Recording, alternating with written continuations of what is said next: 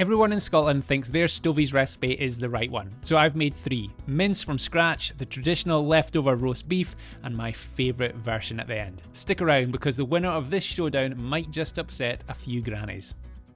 First up, we've got Stovies made from scratch. So not the most traditional version, that's the one with leftovers, but this is how you do it with just fresh ingredients. So first off, we're going to fry the onion in some butter until it is softened, and then add in 500 grams of beef mince. Then you're just going to cook that for a few minutes until it's browned before adding in your peeled, uncooked tatties or potatoes, beef stock, and then you're just going to season it up with plenty of black pepper and a good pinch of salt. I mean, that is it. That is one of the beautiful things about Stovies. It's super easy to make, prep's minimal, and you hardly have to use any ingredients.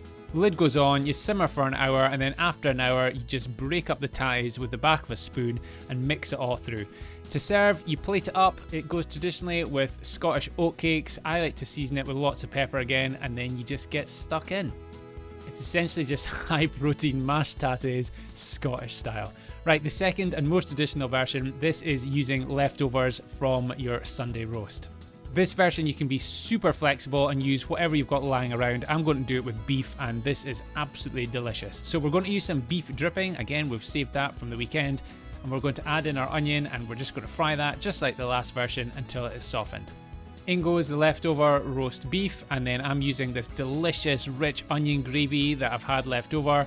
I'm bunging in some carrots and then the standard 900 grams of tatties, plenty of salt and pepper, and just like before, lid goes on and we're going to simmer it for an hour.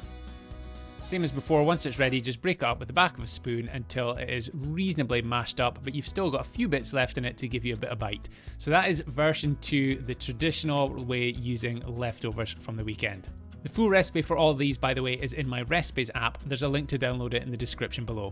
Right, here's the final and most controversial version, sweet potato Stovies. Now, most people will say it's not Stovies, but it's my favourite version. It is so flavourful, and although it might not be traditional at all, and my granny would turn in her grave if she thought I was calling this Stovies, it does taste very, very nice.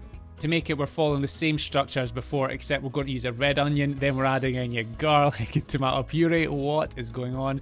Along with 500 grams of our mince, and we're just going to brown that mince. Now again, we're just going to keep adding in ingredients that you'll never see in traditional Stovies. Red wine, yep, we're pouring that in. We're going to simmer it down till most of the booze is evaporated.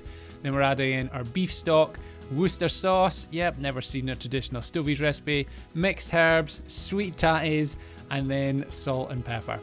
We're cooking it exactly the same way, lid on, low simmer for about 45 minutes until it is ready to go.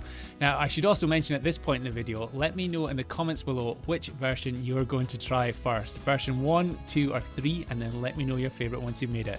So once it's ready, lid comes off, mash them all up, and then you can plate this one up. Now, because this is not a traditional version, I'm serving it the way I want to, so I'm going to garnish it with something green, get the parsley on top to give it a bit of colour, and get stuck in. Like I said, this one's my favourite, but let me know in the comments below which one is your favourite.